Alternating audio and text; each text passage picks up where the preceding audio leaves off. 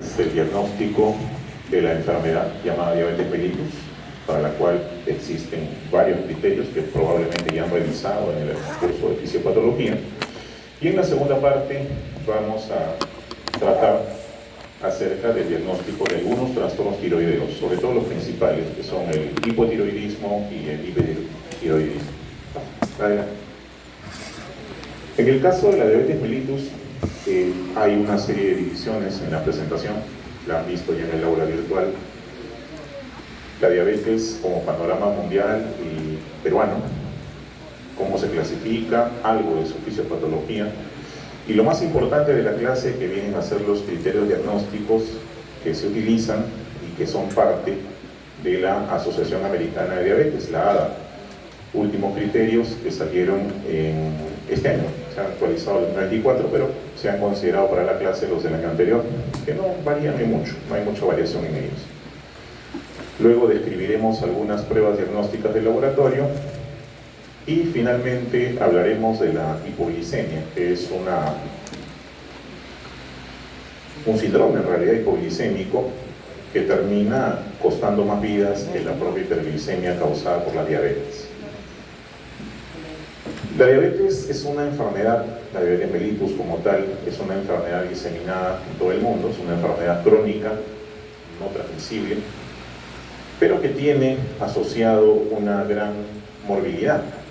Esta enfermedad tiene una prevalencia importante en el mundo y sobre todo en el Perú, asociada muchas veces con los hábitos de vida, los hábitos alimenticios y todo lo que rodea al síndrome metabólico, que está muy relacionado con ello. En el caso peruano, la prevalencia es mayor en las zonas de la costa, evidentemente relacionado a la alimentación y al estilo de vida. Sin embargo, también existen casos en la zona de sierra y en la zona de selva, y se ve cada vez más hoy en día la asociación de estos casos con personas más jóvenes. La edad promedio de la presentación de diabetes hasta hace unos 10 años era más o menos entre 40 y 50 años. Hoy en día la edad promedio de debut de las diabetes, sobre todo la diabetes de tipo 2, está entre los 20 y los 30 años, lo que hace que la evolución sea mucho más rápida muchas veces, y el principal efecto, que es la microangiopatía, se presente antes. Existen diferentes estudios en el caso peruano para poder asociar, hay temas de tesis inclusive de pre y posgrado, asociados a los factores de riesgo, asociados al desarrollo de la propia fisiopatología, a las consecuencias, al tratamiento en sí, y cada vez se descubre que por el metaanálisis que se hace de estos estudios, que la prevalencia, pues a pesar de todas las medidas de control que se conocen y la prevención, no disminuye, sino que por el contrario sigue aumentando. Tenemos una prevalencia promedio en el Perú por encima del 10%, lo cual es bastante, significa que 1 de cada 10 es diabético y otro está en rumbo de ser, en la denominada prediabetes. Eso hace que las políticas nacionales por lo menos estén enfocadas en la detección temprana y estén enfocadas en el tratamiento preventivo. Definitivamente sale más barato prevenir que curar. Finalmente no es una enfermedad que podamos curar, no hay cura para la diabetes. Lo que hay es un tratamiento de mantenimiento que puede, en cierta forma, retrasar la evolución de la enfermedad, pero el final es el mismo. Terminan con eventos de micro y macroangiopatía y con falla finalmente vascular en un determinado órgano o sistema que termina siendo amputado. Eso no hay vuelta atrás. Sin embargo, el tratamiento está enfocado en poder retrasar lo más que se puede, y para llegar a ese tratamiento es justamente el objetivo de la clase, poder saber diagnosticarlo a tiempo. De todas las causas de mortalidad, y estamos hablando no solamente de las enfermedades de tipo, las que tienen desenlace súbito como los accidentes o los asesinatos, sino también las enfermedades transmisibles infecciosas e inclusive las no transmisibles, la diabetes ocupa uno de los 5 primeros lugares, no es poco. Ella y sus complicaciones asociadas sobre todo, como ven allí, a cardiopatía isquémica, sin infartos de corazón, están generalmente asociados a pacientes que además de la dislipidemia, además del síndrome metabólico, tienen diabetes mellitus y de larga data. Lo mismo que los eventos cardiovasculares a nivel cerebral, los famosos antiguamente llamados derrames cerebrales, ahora enfermedad vasculocerebral, también tienen un componente inicial asociado a la microangiopatía diabética. La diabetes mellitus sigue siendo la causa principal de ceguera. Recordemos que los órganos diana hacia los cuales se dirige la microangiopatía son tres: riñones, ojo y corazón. Esos son los tres primeros que van a caer por el tipo de inervación que tienen.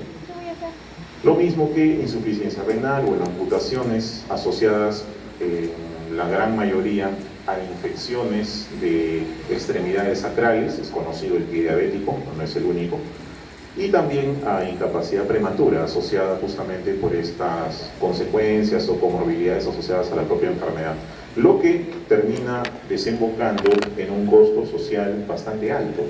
El costo del tratamiento de un paciente diabético y sus complicaciones es altísimo. Es comparado con el costo de tratamientos como por ejemplo el cáncer, es mucho mayor. O sea, uno diría el cáncer es carísimo de tratar, sí, pero la diabetes es más. Y eso, sumado al volumen de pacientes, es mucho más costoso todavía. Entonces, es necesario enfocarnos en un diagnóstico y en un tratamiento precoz. Eso es lo que se busca. Para llegar al diagnóstico precoz necesitamos conocer y practicar los criterios que se dan para este diagnóstico a partir del órgano rector a nivel mundial, que es la Asociación Americana de Diabetes, la cual elabora una guía que por lo general se actualiza cada 2 o 3 años. La última vez ha sido este año, en enero, que se ha actualizado, y en la cual considera a la diabetes como un desorden metabólico. Como sabemos, es un desorden metabólico caracterizado por niveles de glucosa por encima de lo normal de manera crónica en sangre, lo cual trae justamente consecuencias. Esto tiene diferentes causas. Una de ellas es la alteración en la secreción de insulina por parte del páncreas, y no solamente su secreción, sino también su funcionamiento. Y ahí entra la diabetes tipo 1, la diabetes tipo 2 y todos los tipos de diabetes que tenemos, aunque lo más frecuente es que se presenten ambas al mismo tiempo. En la clasificación se ha escrito bastante. Las más conocidas son la diabetes tipo 1, que sabemos que tiene un origen inmunológico, la diabetes de tipo 2, que es netamente metabólica, y otros tipos más, como por ejemplo la diabetes de inicio temprano, el MODI. Tenemos allí también a la diabetes gestacional, que es un cuadro que vemos con mayor frecuencia cada vez, asociado sobre todo a niños con sobrepeso al nacer, y el incremento de las cesáreas, en este caso, y obviamente con la consecuencia para la madre y para el niño en el desarrollo de diabetes. La diabetes de tipo 1 es el número más reducido de casos, cercano al 5-10%. En el caso peruano no llega ni siquiera al 5%, es bastante reducido, caracterizado por destrucción de los islotes pancreáticos. Las células beta se destruyen por evento autoinmune, y la clínica clásica suele ser aguda con los síntomas de diabetes, que son las 4 P's: polidipsia, poliuria, polifagia, pérdida de peso. Suele ser insulino dependiente, dado que la destrucción de las células beta es casi total o total. La reserva funcional de células beta productoras de insulina es cercana al 5%, y esto termina de perderse en estos pacientes con diabetes tipo 1 y de característica en población juvenil. De hecho, el diagnóstico suele hacerse inclusive en infancia. Son los famosos pacientes diabéticos insulino dependientes, mientras que la diabetes de tipo 2, que es la gran mayoría de casos, en el caso nuestro es más del 92% de pacientes, tiene un problema con el funcionamiento de la insulina. Hay una resistencia a la insulina, lo cual dificulta el ingreso de la glucosa al interior de la célula, por lo tanto su acumulación en el torrente sanguíneo y el daño endotelial asociado, con una clínica que empieza siendo mínima, empieza siendo insidiosa. Eso garantiza que sea crónica la evolución, y que va asociado además a otras comorbilidades, como son la obesidad secundaria a la ganancia de peso, seguida de una mala utilización de los carbohidratos que termina con un acúmulo de grasa, y lo mismo el síndrome metabólico, característico por formar parte del cuadro en el cual destaca la presencia de dislipidemias, no necesariamente familiares, sino secundarias. Estos pacientes no suelen ser insulinodependientes y suelen diagnosticarse en la adultez. Hay otros tipos de diabetes, como por ejemplo aquellas diabetes que surgen después de enfermedades que afectan el páncreas exocrino, vale decir, la pancreatitis aguda suele terminar en producción de diabetes, pero es temporal, no es permanente. Lo mismo que otras patologías congénitas como la fibrosis quística, de afectación pancreática, y la hemocromatosis. Endocrinopatías como la acromegalia, el síndrome de Cushing, el feocromocitoma, también se asocian a la diabetes mellitus. Fármacos como glucocorticoides inducen la aparición de diabetes por supresión de la acción de la insulina, sobre todo los glucocorticoides usados a largo plazo, y el uso de algunos neurolépticos. También hay defectos en las propias células beta, lo cual es característico de la diabetes tipo MODY, y las infecciones, sobre todo las infecciones que comprometen la desembocadura del conducto pancreático, es decir, entre la segunda y la tercera porción del duodeno. La diabetes gestacional siempre merece un análisis aparte, toda vez que es una patología que suele aparecer durante la gestación en un grupo importante de mujeres. El caso peruano analiza cerca de 15 a 20% de pacientes gestantes en riesgo de hacer diabetes y un 5 a 10% que sí lo hace definitivamente, a pesar de las medidas de prevención. La diabetes como tal tiene una evolución crónica, larga, ¿no? Y muchas veces es una enfermedad bastante penosa por lo que acarrea al paciente. En el caso de la diabetes de tipo 2, suele requerir una serie de manejos adicionales en cuanto a la terapia, monitoreo cercano con respecto al control de glucosa, como veremos más adelante. Eso hace que se enfoquen diferentes factores de riesgo para esto. Uno de los factores de riesgo son los antecedentes familiares. El paciente o la persona con antecedentes familiares directos, papá, mamá, abuelos, tíos con diabetes, tiene un 30-40% de probabilidades más de tener diabetes en su vida si es que sigue el mismo estilo de vida. Lo mismo que el padecer de comorbilidades como síndrome metabólico, donde está la obesidad, la hipertensión, también tienen un incremento en la incidencia. Y los factores ambientales que definitivamente tienen un papel importante, como son el sedentarismo, la falta de actividad física y la malnutrición. Ojo que es malnutrición, no desnutrición. Entonces el tipo de comida influye bastante.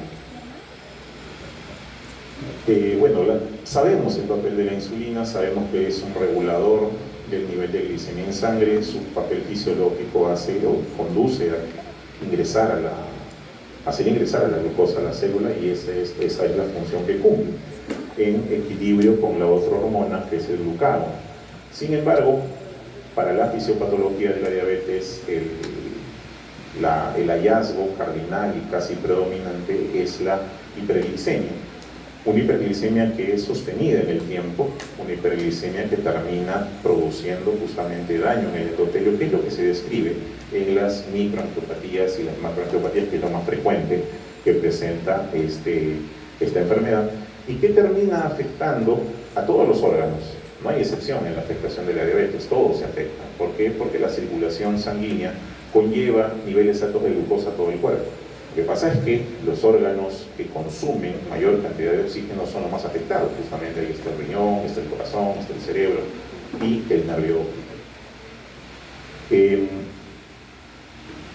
Los trabajos de investigación de hoy en día asocian mucho los estilos de vida a la aparición, al momento de la aparición y a la evolución de la diabetes mellitus. Sin embargo, existen también algunos otros hallazgos asociados a diferentes tejidos, sobre todo cuando se trata de patologías concomitantes, cuando hay patologías asociadas al mismo.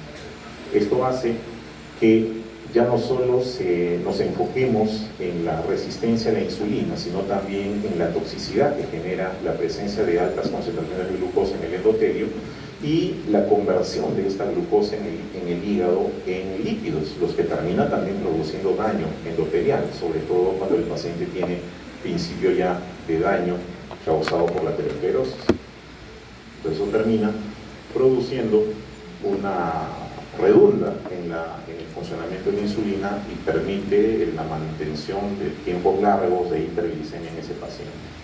Entonces, esa hiperglicemia conlleva, al sobrepasar el umbral de transporte máximo, que es 180 miligramos por decilitro, conlleva una pérdida de la glicemia por la orina, o sea, una glucosuria, que es lo que detectamos en el examen de orina. Pero también esa glucosuria conlleva a una mayor diuresis. La glucosa tiene una carga osmótica alta y suele acompañarse de agua, entonces pierde, y eso explica por qué la sintomatología se presenta así, y que va asociada además con deshidratación, lo cual estimula el centro de la sed y hace que el paciente tenga más sed. Este tipo de pérdida contribuye también al metabolismo anaerobio en los tejidos.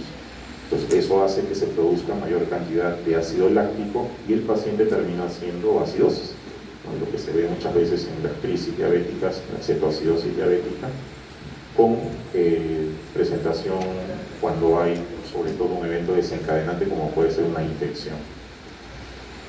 La historia natural de la diabetes mellitus indica que el padecimiento comienza cuando se pierde la regulación de la glucosa en el torrente sanguíneo, como causa de la acción de la insulina. Sin embargo, hay un estadio intermedio que es en el cual se enfoca bastante desde el diagnóstico, que es la prediabetes. El estadio de prediabetes es una antesala de lo que va a ocurrir y se calcula que entre la prediabetes y la diabetes más o menos pasan 4 a 5 años, si es que el paciente mantiene su estilo de vida. Entonces hay tiempo para intervenir, hay tiempo para diagnosticar, y es justamente por eso que se trata de enfocar desde el punto de vista del diagnóstico. Ahora, lograr que el paciente prediabético pueda retroceder a los niveles previos de glicemia sí es posible. La recuperación desde la diabetes misma ya no lo es tanto. Entonces yo puedo controlarlo, un paciente diabético puedo controlarlo con los hipoglicemiantes, con la dieta y con todo lo que se le da, pero el avance de la enfermedad no se detiene, sigue. En cambio en la prediabetes sí se puede detener mucho más, por lo menos de manera imperceptible, hasta que el paciente viva pues el tiempo suficiente y termine falleciendo por otra causa, que no sea la diabetes, que no se produzca la micro o la macroangiopatía. De ahí la importancia de poder regularlo. Además, durante el estadio prediabético yo puedo llegar a controlar mejor el nivel de glucosa en ese paciente. En cambio en el estadio diabético ya es mucho más difícil lograr el control, necesito utilizar más de un fármaco muchas veces. La sintomatología es conocida, la polifagia, poliuria, polidipsia, la pérdida de peso asociada muchas veces a astenia, pérdida de fuerza o cansancio que presentan los pacientes, y son síntomas de la hiperglicemia, no hay otra sintomatología asociada allí. Ahora, el síndrome metabólico es importante porque tiene una prevalencia alta. Increíblemente, el Perú muestra una cifra de casi 20% de pacientes con síndrome metabólico, lo cual no es poco, 1 de cada 5 tiene síndrome metabólico. Pues nuestra población es así, come muy bien. Pero el tener el diagnóstico de síndrome metabólico, como dije hace un momento, predispone a desarrollar con mayor probabilidad un cuadro de prediabetes primero y diabetes después. Sin embargo, estos pacientes con síndrome metabólico, vale decir con obesidad, hipertensión, hipercolesterolemia, pueden en ellos detectarse los casos a tiempo, sobre todo cuando hay coexistencia de 3 o más comorbilidades señaladas. Para el síndrome metabólico también existen criterios, y al ser un componente importante de la patología diabética, se puede tomar en cuenta como referencia para su diagnóstico. Ahora, existe diferente literatura dependiendo del criterio que se use, criterio americano, criterio europeo, sobre los datos de circunferencia abdominal, presión arterial, nivel de triglicéridos en sangre, nivel de colesterol, sobre todo el colesterol de alta densidad, que es el HDL, y la glicemia. Hay una que sí es un valor cardinal que se repite en todas las literaturas, que es mayor o igual a 100 miligramos por decilitro. O sea, ese valor es el punto de corte para considerar a un paciente como síndrome metabólico, siempre que tenga 2 o 3 características más de las señaladas en el cuadro. Ahora, el gol estándar para el diagnóstico de la diabetes mellitus es la medición de la glicemia.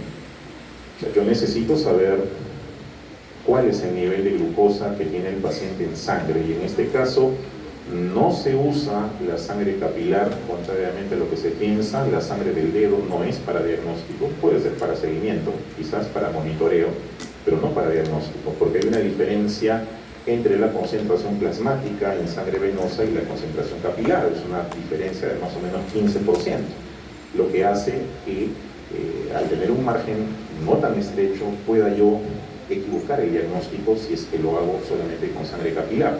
Ahora, la sangre capilar tiene mucha mayor fuente de error, sobre todo cuando aprieto el pulpejo de dedo para obtener la gota, porque lo que estoy haciendo al apretar el dedo es extraer más plasma, y ese plasma termina diluyendo esa sangre y termina muchas veces falseándome el contenido de la glucosa contenida en la sangre.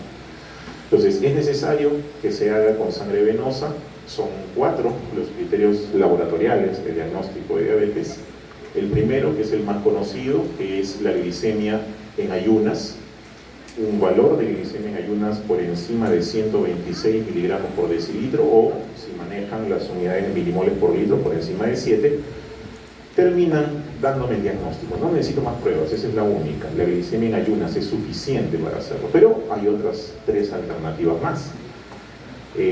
Lo importante a definir con la glicemia en ayunas es que el paciente haya tenido un ayuno mínimo de 8 horas. Eso significa que ha dejado de comer por lo menos 8 horas antes de tomarse la prueba, para evitar justamente los falsos positivos o falsos negativos. Un ayuno prolongado de 12, 14 horas me traerá a un paciente con menos glicemia. Un ayuno muy corto me traerá a un paciente con una glicemia elevada, que no necesariamente refleja su estado metabólico actual.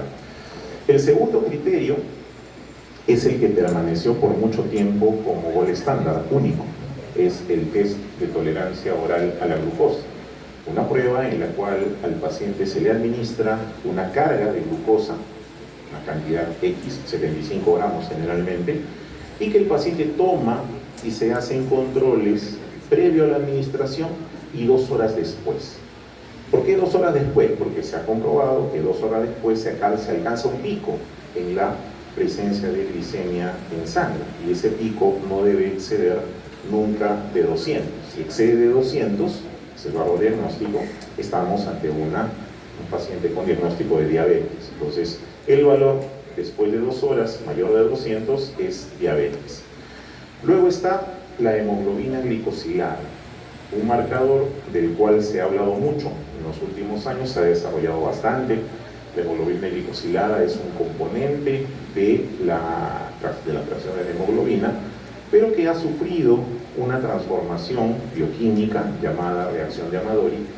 Durante el periodo de hiperglicemia, la hemoglobina se une de manera no natural a algunas proteínas, y eso se llama glicosilación. O sea, esa glicosilación, esa hemoglobina glicosilada, se encuentra dentro del hematil, así que yo necesito romper al hematil para poder medirlo.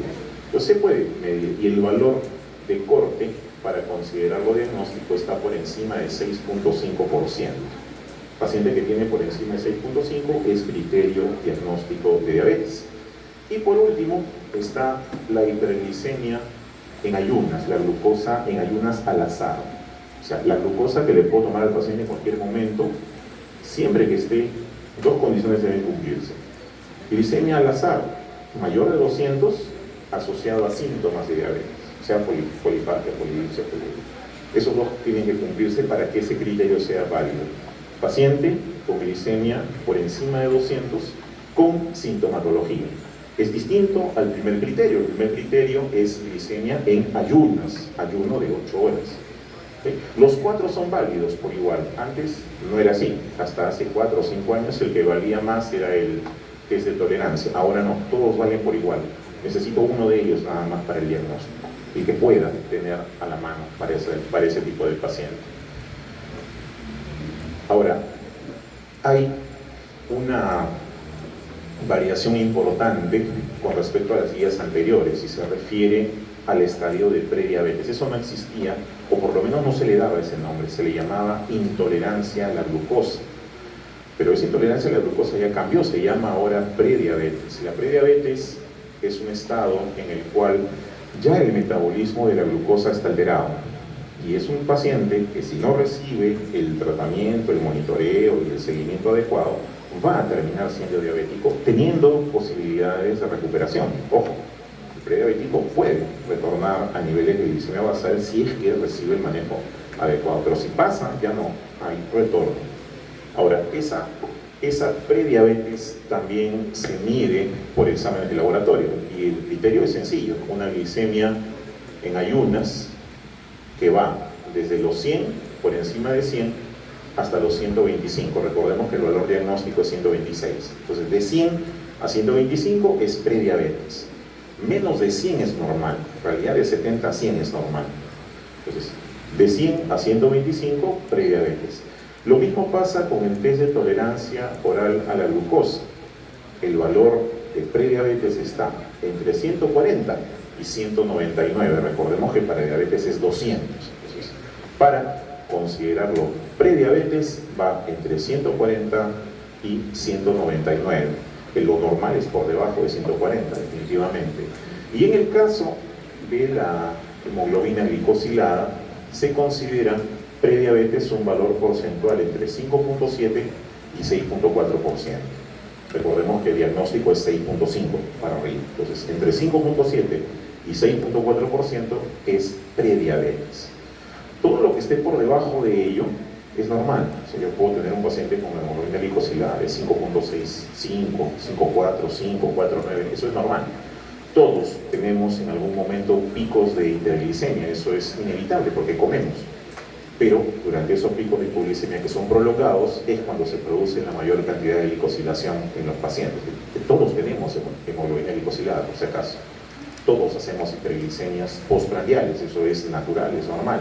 Mientras mayor sea la ingesta calórica durante esa dieta, mayor será el pico de glicemia, pero bajará porque manejamos periodos interingesta de dieta que suelen ser de 4 o 5 horas, ¿no? Entonces, y si nuestra dieta es, digamos que saludable o por lo menos balanceada, esos picos no son muy altos, generalmente llegan a 130, 140 y eventualmente más altos. Por eso es que no pasan esta valla, no pasan este borde. Ahora, estos criterios diagnósticos para prediabetes son importantes. ¿Por qué? Porque al estar presentes en el paciente, al tenerlos presentes en el paciente, se incrementa el riesgo de desarrollo de diabetes, ya dijimos 40% más o menos, y de desarrollar también otras enfermedades cardiovasculares. ¿Cuándo debo hacer un screening a un paciente con sospecha de diabetes? La literatura recomienda hasta el momento por encima de los 45 años, pero en realidad podría empezarse desde los 30, sobre todo si vemos que el índice de masa corporal está indicando sobrepeso. Se recomienda un cuestionario, es un cuestionario sencillo, donde se responden preguntas muy puntuales con respecto al estado de salud, a la dieta, alguna sintomatología básica. Sin embargo, es necesario realizarlo cada cierto tiempo, cada 3 años, en las personas que tienen más factores de riesgo, por ejemplo, enfermedad cardiovascular, obesidad, hipertensión, dislipidemia, historia familiar de diabetes en familiares de primer grado, estamos hablando de padres, hermanos, y también en algunas personas con, por ejemplo, componente étnico diferencial, que es el afroamericano, también tiene un riesgo mayor de hacer, probablemente por el tema endoteliano, que es más susceptible de ser dañado. Y en el caso de que el paciente sea prediabético, el seguimiento es más cercano. Cada año se le hace el seguimiento para ver si va controlando con la dieta o el tratamiento que se le va dando. Ahora, el algoritmo diagnóstico que se sigue en el laboratorio utiliza las 4 pruebas mencionadas. Utiliza la glicemia en ayunas, utiliza la glicemia aleatoria, esa que se toma en cualquier momento y que tiene valor mayor de 200 con sintomatología, y también el test de tolerancia oral y la hemoglobina glicosilada. Los 4 se pueden utilizar. Dependiendo de quién haga el diagnóstico, generalmente por las escuelas antiguas que se tiene, los endocrinólogos y también los internistas suelen pedir, además de la glicemia en ayunas, suelen pedir el test de tolerancia oral a la glucosa. Pero no porque desconfíen del laboratorio, sino porque desconfían del ayuno del paciente. Hay pacientes que te mienten con respecto a su ayuno por no perder el turno de sacarse la muestra de sangre, que ya pidió permiso en el trabajo. De repente, al llegar al laboratorio, antes de entrar al hospital o a la clínica, se toman un jugo. El paciente piensa que el jugo no tiene ninguna consecuencia sobre lo que está, sobre el examen que se va a hacer, pero sí lo tiene. Después de 30 minutos ya se empieza a elevar la glicemia. Entonces, ese es el problema por el cual, además de la glicemia plasmática en ayunas, se le solicita el test de tolerancia, porque es más largo, se le tiene al paciente más vigilado y se puede controlar mejor los niveles que van saliendo. Pero cualquiera de los cuatro es válido para hacer el diagnóstico. Ahora, y ahí está la glucosa plasmática en ayunas, la glucosa al azar, siempre la glucosa al azar, recuerden, van con síntomas y es más de 200, la glicemia plasmática en ayunas es mayor de 126, el test de tolerancia a la glucosa con el postprandial de 2 horas después de la ingesta de carbohidratos mayor de 200 y la hemoglobina glicosilada por encima de 6.5%. Son los criterios diagnósticos de laboratorio de la diabetes y es el core, las carnecitas de esta, y sobre eso tienen las preguntas del examen y demás de esta clase. ¿Hay otros exámenes que se pueden utilizar? Sí, pueden usarse si es que queremos ampliar el estudio, sobre todo si queremos hacer el estadiaje de la diabetes con respecto a la evolución del paciente desde el punto de vista de la nefropatía diabética. Tenemos a la microalbuminuria. Si sospechamos de una diabetes de tipo 1, por ejemplo, y queremos saber si en verdad hay anticuerpos circulantes para ese paciente, podemos pedirlos, o si queremos hacer el estudio de la insulina, podemos pedir el péptido C, que como sabemos es un preproducto de la insulina y se produce en partes iguales, así que el dosaje de péptido C me está indicando también el dosaje de insulina. La preanalítica, que es todo ese procedimiento que se hace antes de entregar la muestra y que se procese, es importante. En este caso lo es más, porque el paciente necesita tener ciertas recomendaciones y cierta preparación. Esa preparación incluye repetirle 1 y 1000 veces el tiempo de ayuno. El tiempo de ayuno permitido está entre 8 a 10 horas, es lo ideal, pero excepcionalmente se puede aceptar hasta 12. 8 es lo ideal, 8 horas. Significa que si va a tomarse la muestra a las 6 de la mañana, su última comida tuvo que haber sido pues, a las 10 de la noche, como mucho. ¿No? Y la mayoría cenan pues, más temprano, no cenan tan tarde. ¿No? Entonces, a la hora que van, ya tienen el tiempo correcto de ayuno necesario. La toma de muestra también, porque ahí se recalca que la toma de muestra debe ser venosa, y en este caso, la parte de la sangre que voy a utilizar para la medición es el suero del paciente, la sangre líquida. No solemos usar plasma, se usa más el suero, le da más estabilidad a la muestra, evita la aparición de microcoágulos y eso implica escoger el recipiente adecuado para su colecta. Generalmente son aquellos tubos que no tienen anticoagulante, o sea, sin anticoagulante, lo que favorece la formación de coágulo, y una vez centrifugado tengo separado el suero para poderlo medir. El transporte y la conservación también son importantes, porque si yo tomo una muestra de sangre venosa para determinación de glucosa y la dejo, digamos, 3 o 4 horas reposando, esos hematíes continúan metabólicamente activos y siguen consumiendo la glucosa. Entonces, si yo tengo un paciente con 130, 135 y lo dejo pues 1 hora o 2, cada media hora disminuye más o menos el 5% de la glicemia. Entonces, a las 3 horas yo puedo tener una glicemia normal en esa muestra, pero no corresponde a lo que tiene el paciente. De ahí la importancia de poderlo procesar de inmediato y no dejarlo para el día siguiente. Si se va a transportar, digamos que me tomo la muestra en un punto alejado de Lima y tengo que llevarlo a otro sitio, la recomendación es que la muestra se centrifugue, se separe el suero de los hematíes y se transporte el suero solamente en refrigeración, en cadena de frío, en temperaturas que van de los 2 a los 6 grados más o menos, para garantizar la estabilidad de esa muestra. No se lleva el tubo completo. Una vez que llega a procesarse, bueno, depende ya del método que se utilice, hay varios métodos validados para ello. Otros datos de la glicemia, entre 8 y 12 horas de ayuno, el correcto llenado, y se refiere al volumen que se usa con respecto a cada recipiente. Estos recipientes tienen una marca hasta donde debe llegar la sangre que se extrae. Y muchas veces la sangre la saca al interno, entonces tiene que saber hasta dónde va a extraer para evitar un resultado falseado.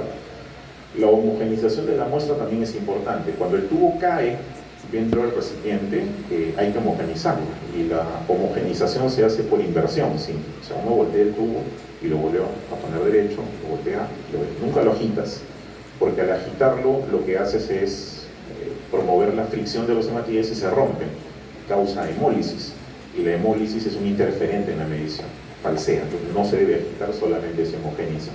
Existen algunos dispositivos de colecta con inhibidor de glicólisis, que es este tubito de aquí, lo tienen en algunos hospitales, me parece que el 2 de Mayo, Revalía, que manejan ese tipo de muestra, tienen un anticoagulante en especial, que es el fluoruro de litio, o la heparina de litio también la usan.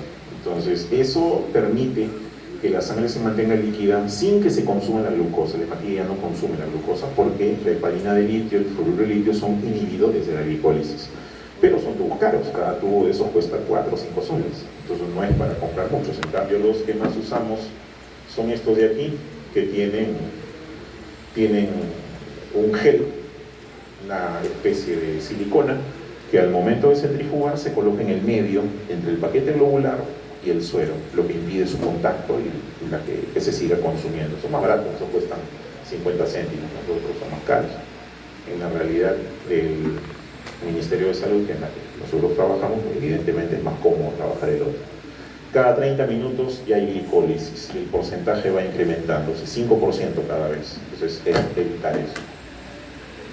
¿Por qué lo señalamos? Porque si hay fallas aquí, el resultado también va a ser falla. Entonces no me va a dar el diagnóstico adecuado. El test de tolerancia a la glucosa es un test antiguo, es un test que se desarrolló en 1940, 50. Consiste en administrar al paciente una carga de glucosa de 75 gramos. Se le da un sobrecito de glucosa disuelto en agua, y a veces le echan limón o jugo de naranja para que lo tome, un saborizante, porque es recontra dulce. Es más dulce de lo que hayan probado, más dulce que la gaseosa, mucho más dulce. Algunos que lo han probado induce a náusea. Entonces se le da al paciente en la mañana, se le recomienda que no haya ingerido alimento previamente, que se evita fumar también, y que no haya ingerido alcohol por lo menos la noche anterior. El paciente llega, se le toma una muestra basal para ver cómo está, en basal sin glucosa, y luego se le administra la glucosa, la toma, y se debe quedar en reposo. ¿Cuánto tiempo? 2 horas. 120 minutos. Después de 2 horas se le toma un control, y esos dos valores son los que se comparan. En algunos casos no se recomienda hacerlo, por ejemplo, en pacientes que tengan algún tipo de cirugía gastrointestinal que indique resección, porque al haber resección intestinal o resección gástrica, el preparado de glucosa llega más rápido a la sección de absorción, que es el yeyuno ilio, y el pico de glucosa se alcanza más rápido. Entonces el paciente puede hacer una crisis hiperglicémica. Entonces en ellos no se hace, simplemente se usan los otros criterios.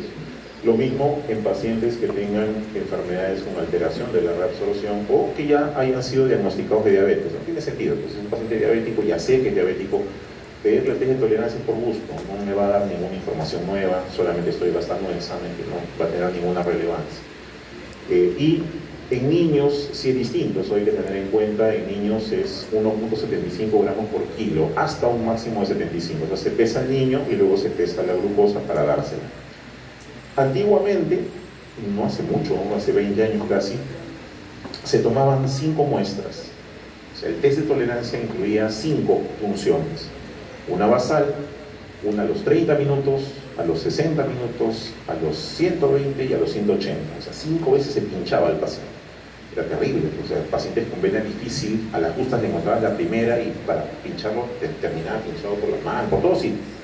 Entonces, pero eso se hacía porque lo que se evaluaba era la curva. O sea, tenías las mediciones, lo trasladabas a un plano y establecías una curva de tolerancia. Pero eso cambia cuando, motivo de los metaanálisis que se hacen a la prueba, se determina que el único valor relevante clínicamente era el de los 120 minutos, que expresaba el pico máximo de glucosa.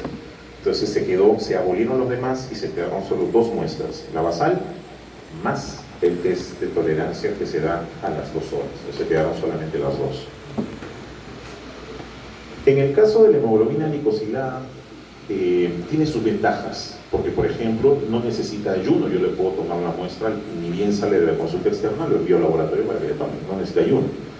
Sin embargo, hay que tener en cuenta que cuesta más, definitivamente. Un examen de glicemia basal le puede costar al paciente pues, que 20 soles, mientras la glicosilada 60.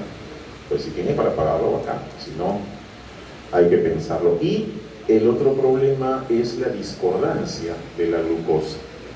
O sea, la hemoglobina glicosilada se eleva cuando los niveles de hiperglicemia son altos, pero hay pacientes que tienen un comportamiento, tienen temporadas de exagerar con el dulce y temporadas en que se cuidan. Entonces en ellos sí puedes encontrar glicosiladas normales y glicemias elevadas. ¿Por qué?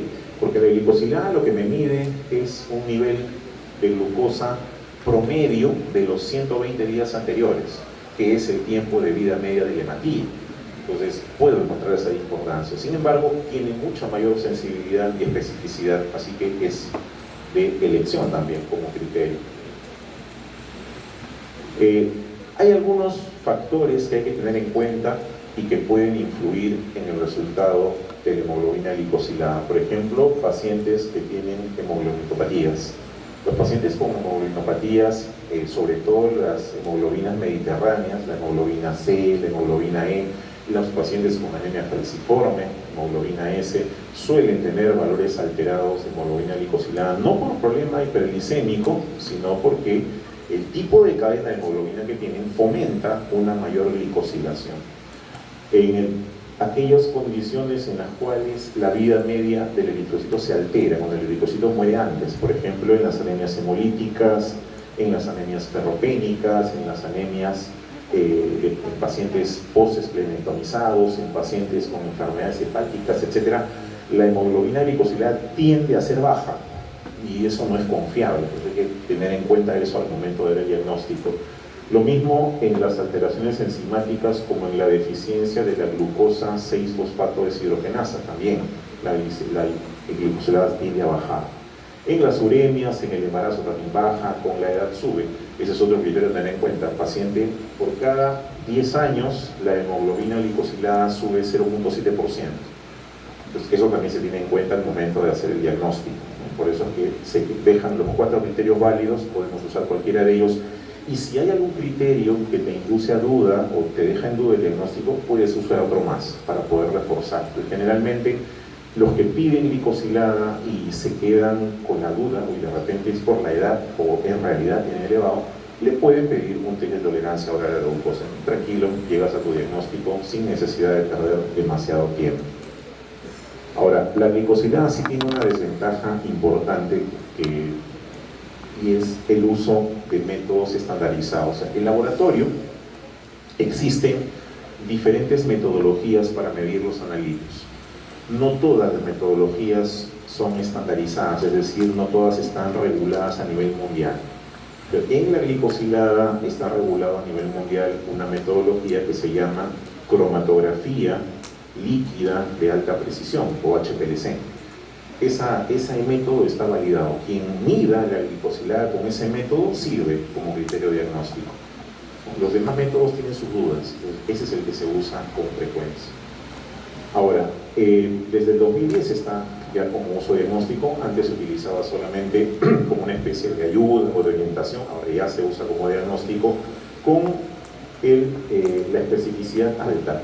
O sea, que el paciente que tiene un valor por encima de 6.5 de hemoglobina glicosilada es un paciente diabético, no hay mucha duda, no hay mucha vuelta que darle, salvo las condiciones señaladas en la diapositiva anterior, la edad, etc. Mientras que el paciente que tenga una hemoglobina glicosilada por debajo de 5.7 se descarta la presencia de diabetes en él, no tiene una sensibilidad muy alta para poder detectar.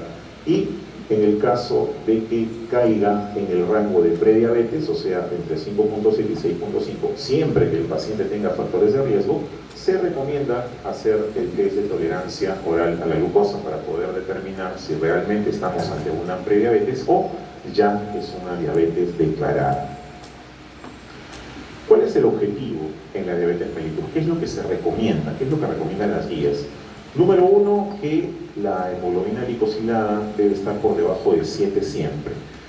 La hemoglobina glicosilada por debajo de 7 garantiza un control glicémico apropiado. O sea, yo puedo pedir la hemoglobina glicosilada como parte de la evaluación de control del paciente, porque me va diciendo de manera retrospectiva y en promedio cómo estuvo su glicemia, si estuvo alta, estuvo baja. Entonces es una forma de ayudarme a mejorar. El problema es que tiene mucho intervalo, 120 días es mucho, son 4 meses, es demasiado. Entonces eso tiene a veces sus bemoles con respecto a la aplicación. Es fácil de medir, me predice complicaciones vasculares. De hecho, el paciente que esté por encima de 8, ese tiene peor pronóstico, de hecho que va a desarrollar alguna complicación vascular en el corto plazo. Mientras que en contra tenemos a que solamente me da una medida aproximada de la glicemia, y lo que es peor, no me permite mostrar la variabilidad glicémica o los periodos de hipoglicemia. O sea, tenemos que entender que la hiperglicemia no es constante. O sea, tenemos periodos de hiperglicemia y luego esa glicemia cae. Y lo que importa realmente para el daño endotelial no es solamente la glicemia alta, sino esas caídas y esas amplitudes en las diferencias. Esos cambios bruscos de concentración, glucosa alta, glucosa baja, son los que terminan dañando el endotelio vascular. Y eso no me lo da la hemoglobina glicosilada, porque el periodo de medida es muy grande, son 120 días, es demasiado. Pero hay alternativas, felizmente, que van surgiendo en el mercado, ¿no? Esta variabilidad glicémica es natural, ¿no? Tenemos picos de hiperglicemia postprandiales. Comemos, a las 2 horas hay un pico de glicemia en mi sangre, pero eso cae. Después hay valles que pueden ser normo y hasta hipoglicémicos en los pacientes. Pero lo que necesitamos nosotros es saber cuándo es esa caída, hasta dónde llega en un diabético, porque eso me determina muchas veces el pronóstico. ¿Y cómo voy a saber el momento en que cae? Existen metodologías, como veremos más adelante, para poder medir la glicemia cada minuto en el paciente, sin necesidad de estar pinchándolo cada rato. Hay una sonda que se coloca y te mide cada minuto, así como haces un holter, que haces un seguimiento de la presión arterial, también existe para la diabetes. Eso te permite saber cuál es esa variabilidad. Cuando come este paciente se eleva hasta 200, después de 2 horas cae a 150, pero él en el interín, entre el almuerzo y la cena, vuelve a comer, no sé, una torta de chocolate y vuelve a subir. Esa parte es la que tenemos que evaluar en estos pacientes. Como dice aquí, las fluctuaciones, esas variaciones hiperglicémicas, son las que contribuyen al desarrollo de las complicaciones crónicas de la diabetes y los eventos hipoglicémicos. En realidad, lo que termina matando al paciente cuando es la patología diabética es la hipo, más que la hiperglicemia. La hiperglicemia postprandial, bueno, es la consecuencia lógica de la ingesta de glucosa. La vamos a poder medir, podemos medir esa variabilidad glicémica y la hiperglicemia postprandial a través de un examen que se llama monitorización ambulatoria de glicemia capilar. En este caso sí se usa la glicemia capilar. La sonda que se introduce está en el tejido adiposo y me mide la glucosa capilar con buena correlación. Y eso me permite detectar pacientes con riesgo de hipoglicemia grave y poder establecer diagnósticos apropiados. O sea, el paciente, o sea, ¿cuál es el mayor riesgo de un paciente diabético para que muera? ¿La hiper o la hipo? Definitivamente es la hipo, es lo que lo va a matar. La hiper no lo va a llevar, probablemente lo lleven al hospital, lo controlen, lo vuelvan otra vez normoglicémico, pero la hipo sí puede terminar con la vida de ese paciente de manera intempestiva. Entonces, esa es la variabilidad que les decía, ¿no? Esos picos que hay representan la elevación, sobre todo postprandial, y las caídas, ¿no? Esos valles. Ahora, eso hay que evaluarlo en función al tiempo que ocurre, hay que evaluarlo en función a la amplitud donde se presenta esa diferencia entre los picos y los valles de la glicemia en el paciente. La diabetes gestacional es un caso aparte, es una patología que aparece en las gestantes. Generalmente se diagnostica entre el segundo y el tercer trimestre como parte de las pruebas normales que se hacen de control a la paciente, en el control prenatal, que también se piden exámenes de laboratorio. El problema es que a veces la paciente no retorna. Lo normal es que retorne. Una diabetes gestacional puede terminar el embarazo y la glicemia retorna a sus valores normales. Ahí queda. Pero hay un porcentaje que es más o menos el 15% de esas mujeres que hacen diabetes gestacional que terminan haciendo diabetes en verdad. Y en estos casos, si no la diagnosticamos, si no la tratamos, la morbilidad y la mortalidad perinatal se incrementa hasta un 40%. No solamente la madre, también el bebé se ve complicado en esto, sobre todo cuando hay alto peso al nacer, mayor de 4.500 gramos, ya se considera factor de riesgo. Ahora, ¿la tolerancia oral a la glucosa se puede usar en una gestante? Sí, generalmente se usa entre las 24 y las 28 semanas. O sea, se toma igual, se le toma un basal y luego se le da la carga de glucosa y se hace la medición. Los criterios son los mismos en cuanto a los valores. Pero sí se necesitan por lo menos 2 valores elevados para hacer el diagnóstico. Entonces se hacen 2 tiempos, en 2 momentos diferentes. Una semana uno, después de 2 o 3 semanas otro examen. La hipoglicemia, que es el otro extremo, un síndrome caracterizado por glucosa plasmática baja, donde el nivel de corte es 70. Menos de 70 miligramos por decilitro se considera hipoglicemia. Y es, como dice aquí, la urgencia endocrinológica más común que existe. Está dentro de y se produce la tríada Whipple, los signos o síntomas de hipoglicemia, la concentración de glucosa que cae por encima de 50 y el alivio de los síntomas después de la ingesta de glucosa, que es lo que comprueba lo que tiene el paciente. Ahora, ¿cuáles son esos signos y síntomas? Son variados, depende del tipo de afectación en el paciente.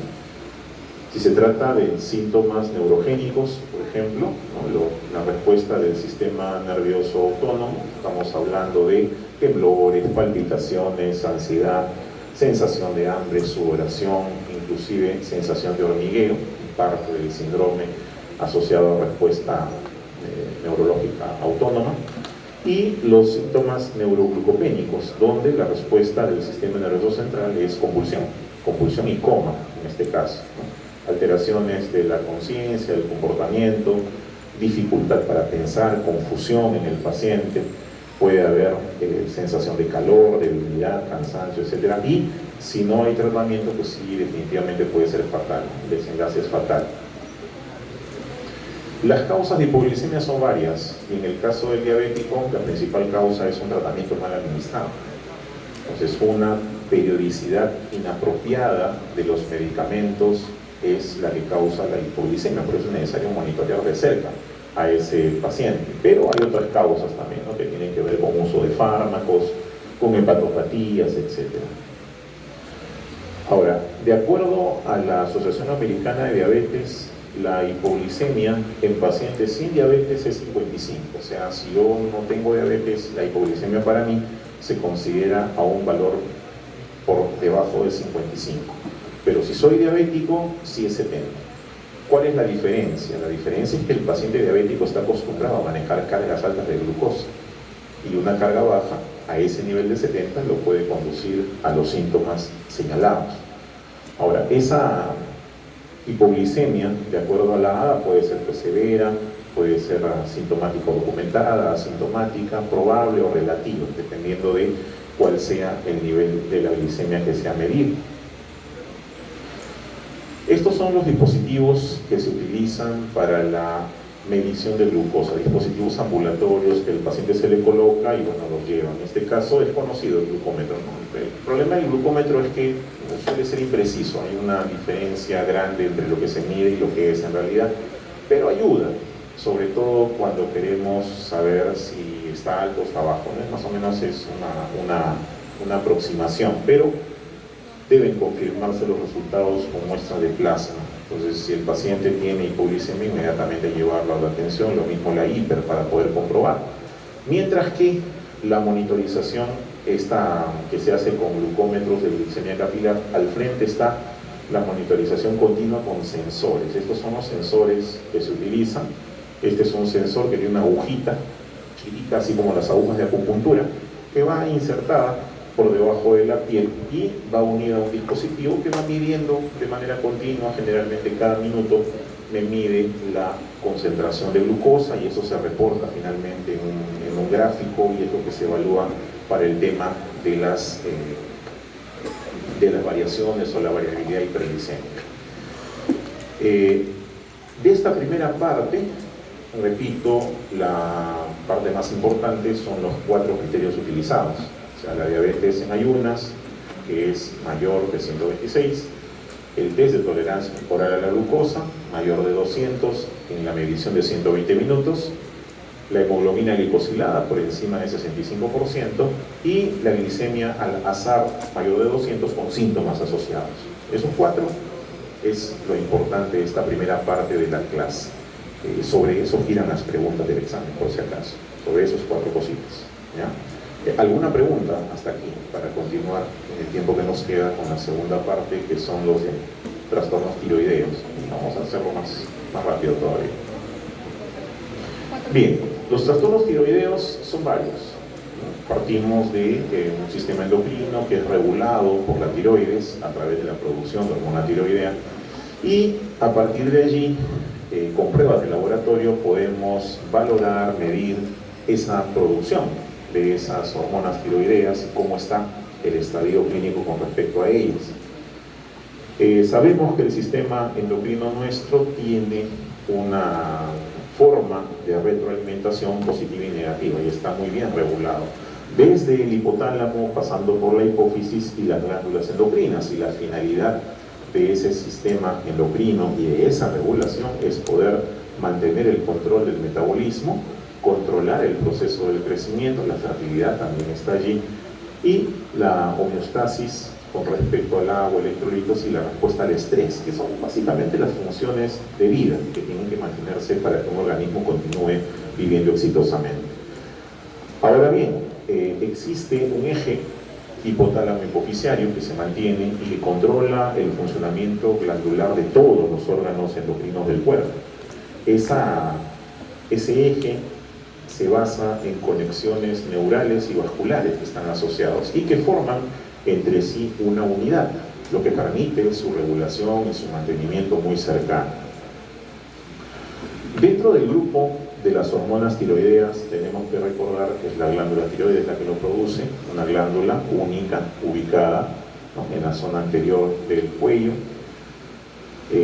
con estructura lobular formada por lóbulos unidas por un istmo y en las cuales existen estructuras histológicas llamadas folículos. Esos folículos tienen en su interior sustancia coloidal, tienen tiroglobulina y tienen también hormonas tiroideas. Pero también están las células foliculares, que son las que producen T3, T4 y sobre la actividad del índice metabólico, y las parafoliculares que producen la calcidonina, importante en el mantenimiento o la regulación del calcio. Entonces hay un eje que ya no solamente es hipotálamo hipófisis, sino también es tiroideo. Aquí hay que recordar que para la síntesis de las hormonas tiroideas, sea la triodo o la tetraiodo, la tiroxina, se necesita yodo y TSH, que es la hormona estimulante. La tirosina más el yodo me dan las hormonas tiroideas, unas hormonas que pueden almacenarse en los folículos por meses, pero que tienen algunos elementos que van a alterar su síntesis y también su secreción, como por ejemplo enfermedades graves, diabetes, corticoides, uso de anticonvulsivantes como la fenitoína, el uso de contrastes yodados que por competencia anulan la función de la glándula, sobre todo en los procedimientos radiológicos en los que se usa contrastes yodados, la amiodarona y el propranolol, ¿no? Son elementos que hay que tener en cuenta, sobre todo cuando vamos a evaluar un resultado de pacientes que consumen este tipo de fármacos o han consumido ese tipo de fármacos. El transporte a los tejidos de estas hormonas tiroideas se hace a través de proteínas plasmáticas en un 99%, casi muy poquita la fracción que se transporta libre. La gran mayoría se transportan unidos a una globulina llamada globulina fijadora de tiroxina. Tenemos también a la prealbúmina como proteína transportadora y a la albúmina fijadora de tiroxina. El T3 y el T4 tienen actividad fisiológica, los dos, y se unen a proteínas intracelulares y se van a almacenar en los órganos diana finalmente. Ahora, esa regulación es muy sensible. A la mínima variación del nivel de hormonas tiroideas, la regulación también cambia, para positivo o para negativo. Las funciones son netamente metabólicas. Las funciones de las hormonas tiroideas tienen que ver con transcripción genética, producción de enzimas, tienen que ver con estímulo de procesos mentales, tienen que ver con metabolismo, básicamente. Síntesis de proteínas, catabolismo proteico, crecimiento, entre otros. Entonces, ¿qué es lo normal? ¿O a qué vamos a denominar normalidad? Lo normal es que la secreción del T4 se incremente por la acción de la hormona estimulante tiroidea, la TSH. Ahora, esa TSH en la hipófisis debe disminuir como parte de su retroalimentación negativa por acción de las propias hormonas tiroideas, que van a mantener justamente el valor de T4 en el rango adecuado. Y el TSH a su vez se produce estimulado por la acción de la hormona liberadora, el TRH, la hormona liberadora de TSH que procede del hipotálamo. Ahora, el diagnóstico de las enfermedades tiroideas tiene que ver con encontrar dónde está la afectación, si está en la glándula tiroidea, si está en la hipófisis o está en el hipotálamo. Por eso se habla de hipo o hipertiroidismo primario, secundario y terciario. El primario está referido a la glándula tiroidea, el secundario está referido al hipotálamo, a la hipófisis, y el terciario referido al hipotálamo. Para ello tengo diferentes medios de diagnóstico. Uno de ellos es los hallazgos clínicos a través de la palpación de la tiroides. Mucha patología tiroidea tiene o está asociada a la presencia de crecimiento, a la presencia de nódulos tiroideos, a la presencia de bocio. Pero, de todas maneras, es importante realizar las mediciones bioquímicas de las concentraciones de hormonas tiroideas, tanto para el TSH como para el T4, total y libre, el T3, total y libre, y algunas proteínas como la tiroglobulina, y en caso de sospeche de patología autoinmune, la búsqueda o dosaje de anticuerpos antitiroideos. También se usan las imágenes, la ecografía y la tomografía son dos de los elementos más utilizados para la valoración normal de este órgano. Ahora, ¿cuáles son las pruebas que se hacen? ¿Cuáles son los exámenes de laboratorio? Tanto para diagnóstico como para seguimiento. Y así como los criterios de diagnóstico de diabetes eran el core de la clase, esta diapositiva es el core de la clase de esta segunda parte, ¿no? Lo que hay que recordar. El tamizaje, o sea, la detección, el barrido, el screening, se hace utilizando el TSH, el dosaje de hormona estimulante tiroidea. Ese es el tamizaje inicial, siempre va acompañado del tamizaje, TSH, sea que sea para diagnóstico de hipo o de hiper, siempre va el TSH.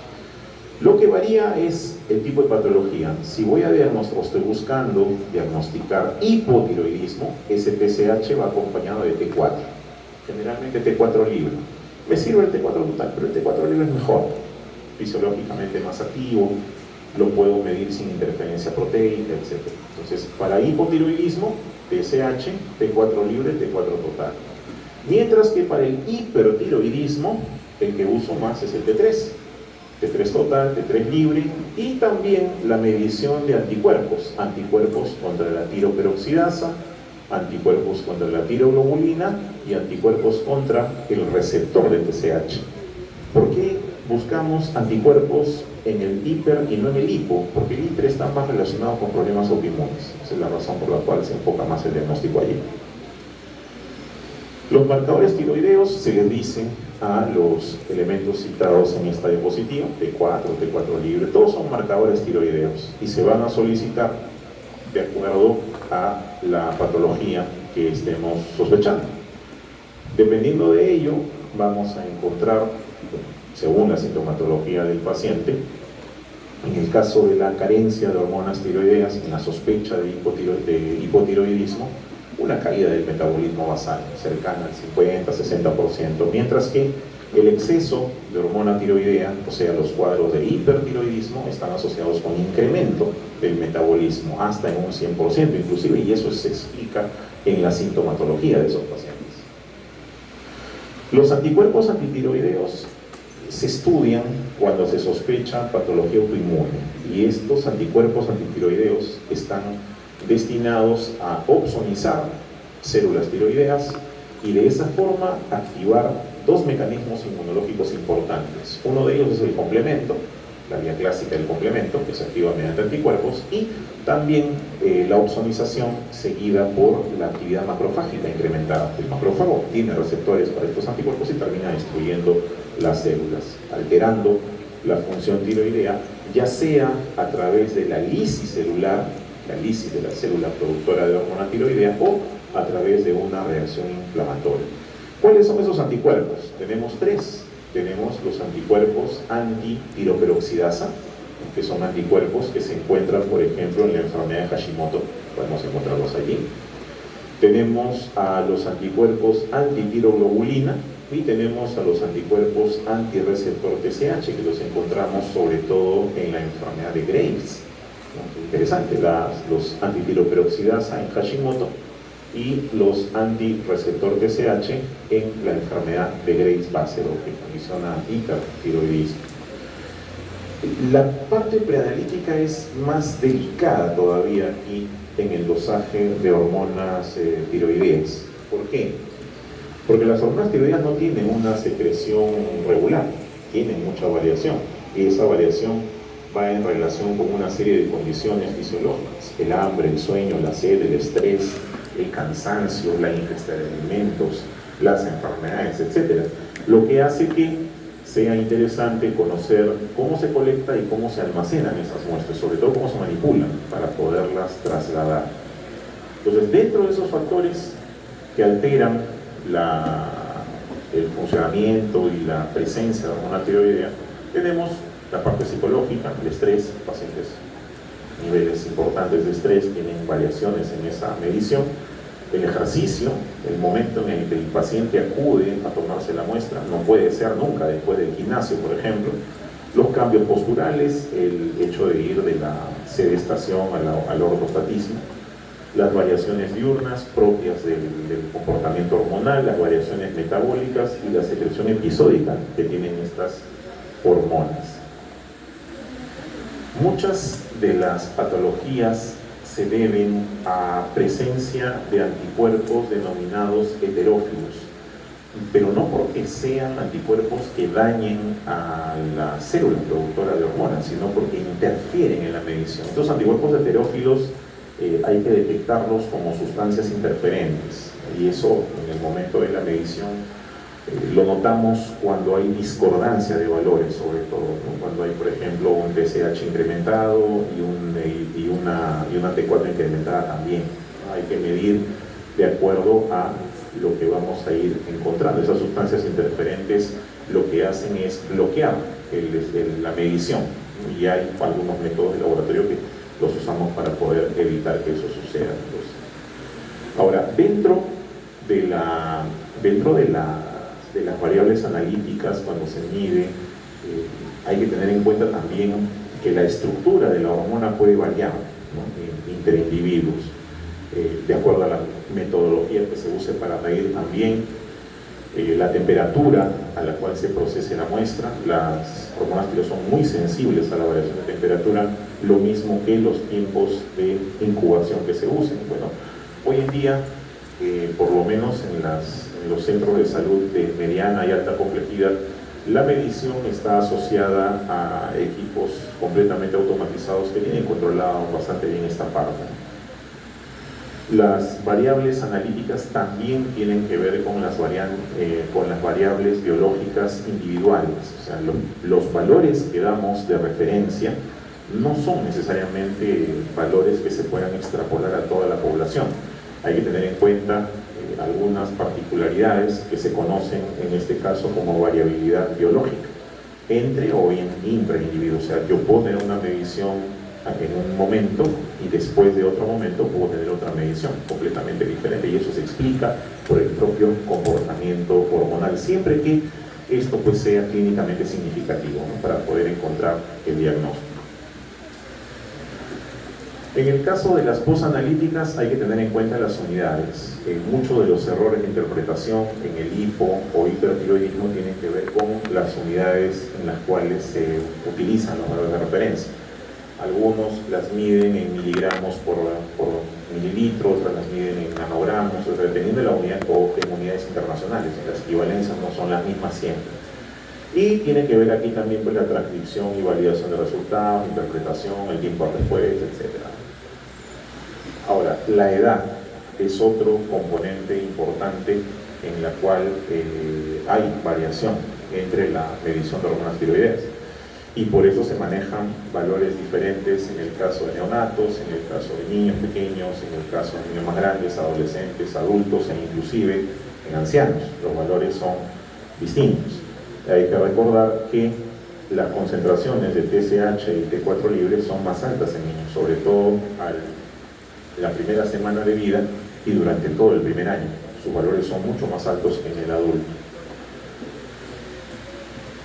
Estos son los rangos de referencia para las edades, por ejemplo, ¿no? De recién nacidos hasta los 3 días, miren el valor del TSH, 5.17, mientras que en el adulto suele ser no mayor de 4.2, la diferencia ya hasta 14 puede llegar, y eso se eleva, ¿no?, hasta 16 llega en los primeros 30 días y luego ya se estabiliza en el primer año para luego empezar a caer. Entonces esos rangos de TSH se tienen que conocer para poder asociar a la patología, si es que la hubiese. El rango elevado va a ir normalizándose en el tiempo, y esto se debe a que el eje tiroideo tiene que madurar. O sea, si no hay maduración, sigue produciendo de manera elevada y los mecanismos de retroalimentación no funcionan de manera apropiada. Eso hay que distinguirlo de la patología. Una cosa es lo fisiológico, variación fisiológica, y otra cosa diferente es lo patológico. Lo mismo en los valores de referencia para T4 y T3 totales. Hay una diferencia importante en los recién nacidos versus los adultos y los adolescentes. El valor es bastante más alto. Eso también es fisiológico y hay que tenerlo en cuenta en el momento de la evaluación. Ojo que estamos viendo los valores para el alta, o sea, los valores al alza son superiores. Eso no sucede, por ejemplo, con el hipotiroidismo, que vamos a ver más adelante. La muestra, que es el suero en la cual se mide estas pruebas, tiene o debe mantener una estabilidad en el tiempo. Generalmente se maneja en refrigeración. Si se va a medir en el mismo día, tiene que ser dentro de las primeras 8 horas, y si no, debe mantenerse refrigerada. ¿Por qué? Porque la hormona tiroidea no es muy estable a temperatura ambiente, se degrada. Entonces debe mantenerse, y si va a conservarse por mucho tiempo, por ejemplo en pacientes en los que se hacen estudios seriados en largo plazo, debe congelarse inclusive, mejor. Bueno, lo otro es el ayuno. En este caso sí es importante el ayuno, porque la presencia de lípidos relacionados a la dieta interfieren con la medición y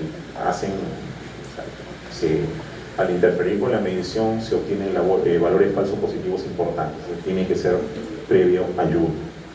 Esta valoración de la toma de muestra y la interpretación de los resultados de hormonas tiroideas va asociada a diferentes medicamentos, a diferentes condiciones del paciente. Por ejemplo, pacientes que toman anticonvulsivantes, se recomienda que se suspenda por lo menos 12 horas antes de la toma de muestra para evitar que el nivel plasmático interfiera con la medición. Lo mismo sucede con los anticonceptivos, con el uso de AINES, el uso de furosemida, etc., para evitar justamente tener valores discordantes que nos conduzcan a un retraso en el diagnóstico. En el hipotiroidismo es otra la historia. ¿Por qué? Porque el hipotiroidismo tiene una base de enfermedad con carencia de yodo. Eso hace que ni el T3 ni el T4 se puedan sintetizar con normalidad. Y esto va sumado a un estímulo de retroalimentación que potencia el incremento del TSH, lo cual no repercute en la glándula, porque al no haber yodo no va a fabricar mayor cantidad de hormona tiroidea, y lo que causa es una hipertrofia de la glándula, un crecimiento. Por eso aparece el bocio, y ese bocio tiene diferentes tipos de presentación. Está el bocio endémico, está el bocio coloide idiopático, pero de todos ellos la sintomatología es la misma. En el hipotiroidismo, al enlentecerse el metabolismo, pues el paciente tiene más frío, el paciente se estreñe, el tránsito intestinal se enlentece, el paciente tiene la piel engrosada, inclusive hay un engrosamiento de la piel importante, suele tener también aletargamiento, se vuelven más lentitos, son más lentos para reaccionar. Todo lo contrario con el hipertiroidismo. La tiroiditis, definida como inflamación de la glándula tiroidea, tiene a la tiroiditis crónica, como la de Hashimoto, que condiciona hipotiroidismo, la tiroiditis subaguda, la de Kervain, que suele tener antecedentes de infección, y las tiroiditis agudas supuradas. De todas ellas, la Hashimoto es la que nos interesa por la consecuencia sobre la glándula, la tiroiditis crónica. La tiroiditis Hashimoto es autoinmune, donde hay presencia de anticuerpos antitiroperoxidasa en el 90% de pacientes. Y al corte histológico, cuando se hace biopsia de la glándula, vamos a encontrar infiltración por linfocitos. Recordemos que el linfocito es característico de inflamación crónica, mientras que el macrófago lo es de inflamación aguda, junto con el neutrófilo. Entonces, esto tiene una base de reacción de hipersensibilidad de tipo 2. Hay una reacción autoinmunitaria donde la inflamación crónica llega a producir insuficiencia glandular, que es lo que desencadena justamente el hipotiroidismo.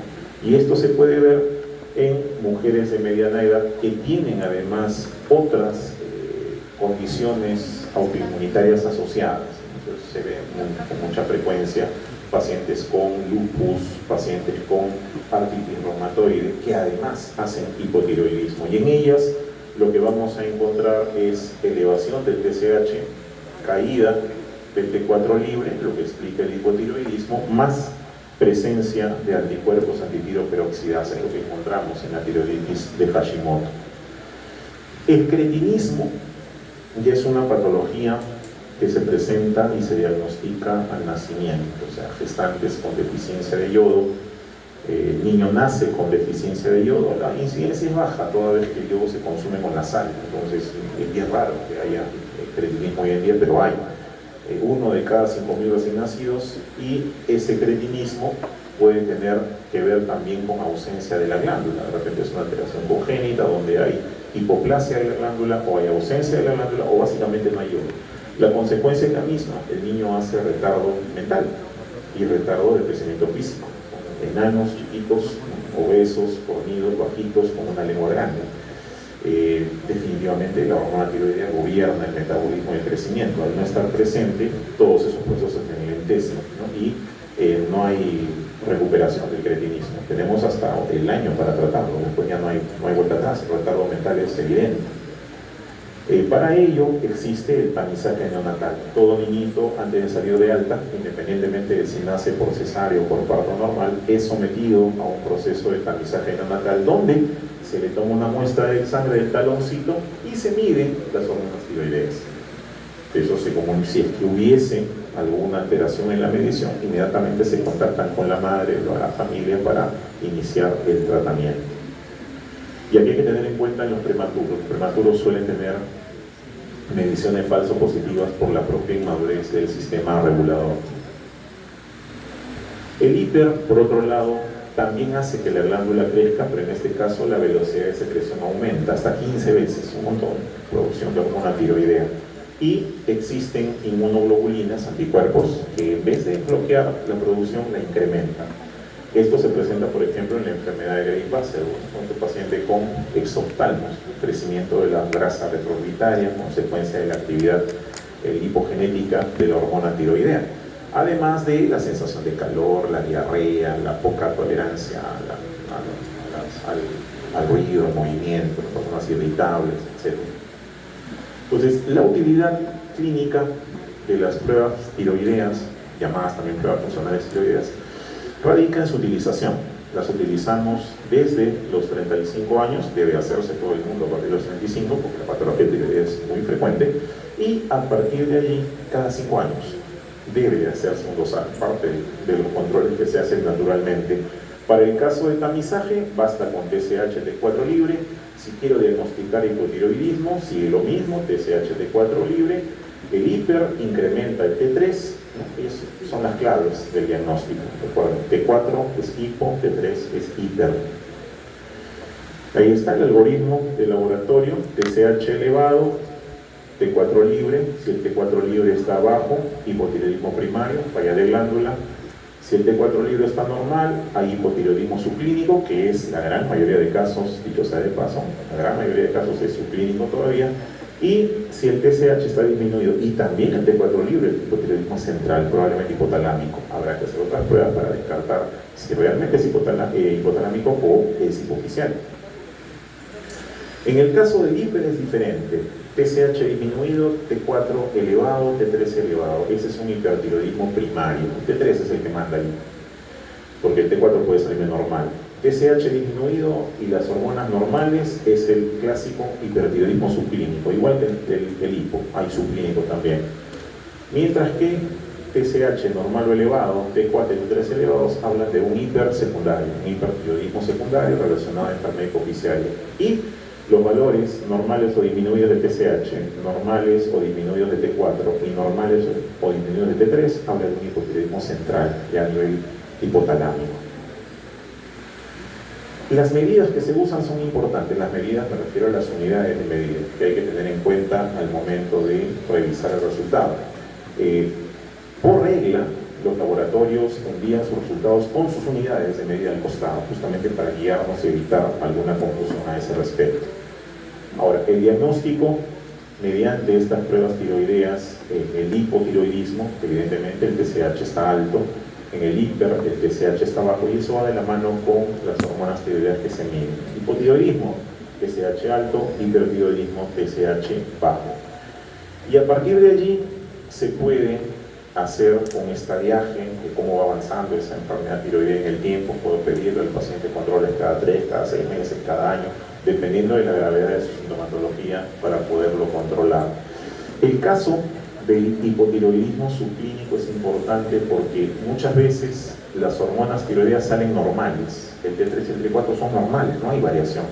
Pero el paciente tiene algo de sintomatología que nos induce a pensar en, ¿no? Por ejemplo, en el caso de las mujeres es frecuente el síndrome de ovario poliquístico asociado a esta patología. Entonces consultan por un tema de dismenorreas, por alteraciones de ciclo menstrual, sangrados, y cuando se hacen los estudios hormonales, las hormonas tiroideas salen normales, pero el TSH sale alto, ligeramente alto, y eso nos orienta ya a pensar en un hipotiroidismo subclínico.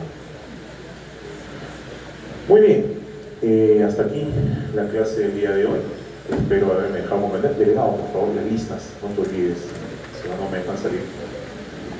La doctora Iparraguirre es muy, pero muy exigente con las listas. ¿Ya? Disculpen haberlos entretenido hasta ahora en la clase. Bien, gracias.